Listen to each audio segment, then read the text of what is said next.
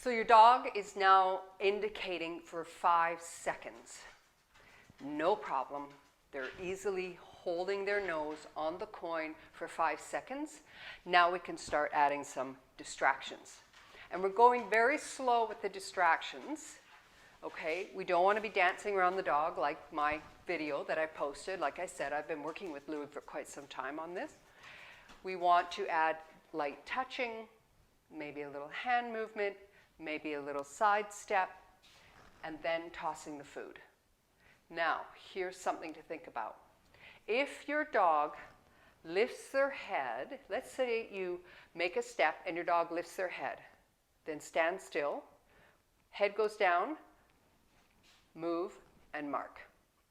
Whenever your dog gets distracted by you, doing something as a distraction, whether it's touching or moving,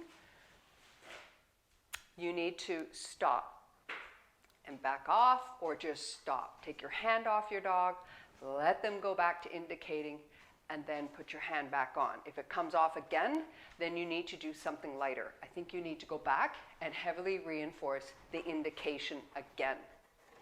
And again, add duration. So we're going to build up this example slowly with Louis. And you've got lots of time to teach this. So don't go too quickly. And again, we're keeping the session maybe 2 to 3 minutes, and that's it. When things are going really, really well and your dog is really advancing with distractions, and Louis's got a box, you can start taking it outside. Okay? But remember to come down a little bit because you've got all those other distractions. Okay? So let's go.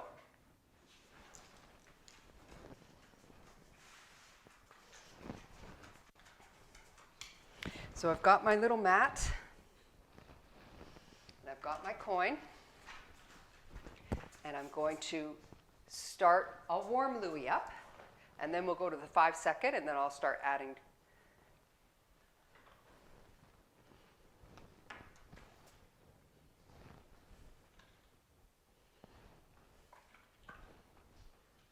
Adding duration. 1, 2, 3, 4. 1, 2, 3, 4, 5. Did you see how he shifted his body? He will shift his body so that he can hold that position. So he shifts his weight to make sure he's comfortable holding that position. So now I've warmed him up, and you might take a little bit longer to warm your dog up for this exercise.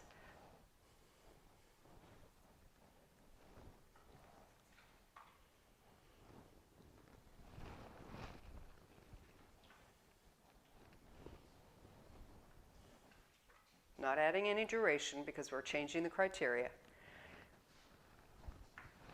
We've now added a distraction.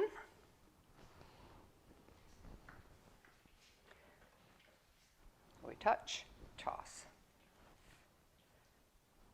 Touch, toss. Touch, toss. Touch, toss. So we're reinforcing the dog for holding position when they've been touched.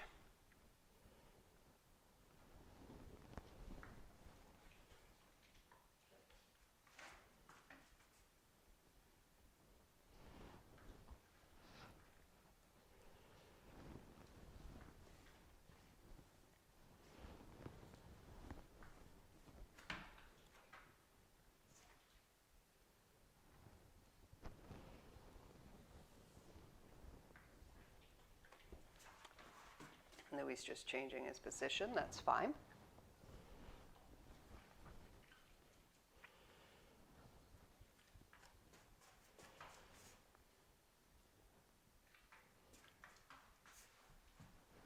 So it's more comfortable for him to be on the ground like this. He's a tall dog. I'm going to stop. Nose goes back down.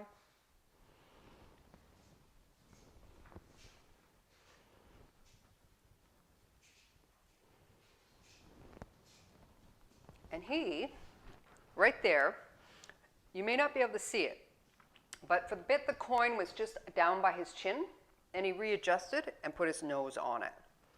I'll even take this part of his mouth because I don't want him closing off his nose, his nostrils, but I will take, if he puts the coin right here on his mouth. Looking at me, I'm going to wait. There's a distraction for him.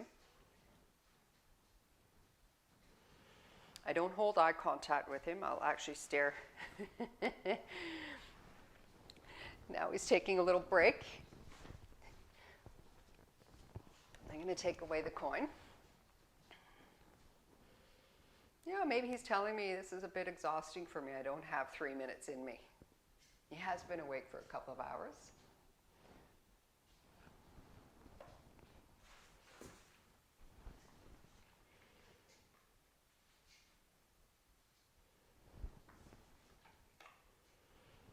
Touch him. Touch him.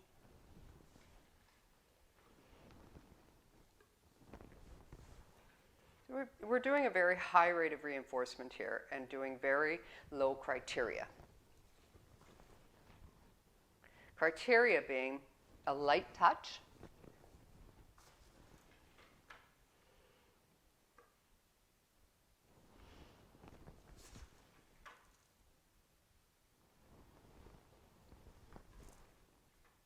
okay, that's it. So you're going to add this slowly. Okay, over several sessions, but you get the idea. Do not start adding things, distractions, too quickly. I don't think they want to see your bum. Come here, lie down. Lie down. Good boy. Don't add criteria too quickly. Keep your sessions maybe three minutes, right? That's a lot of focus for a dog. And make sure you accept that their mouth is on the coin and not their nose. We don't want them blocking off their breathing ability. When you've got some great indication in the house and your dog is really sticking to it, then you can start taking them outside. But remember, come here. Remember, down. Good.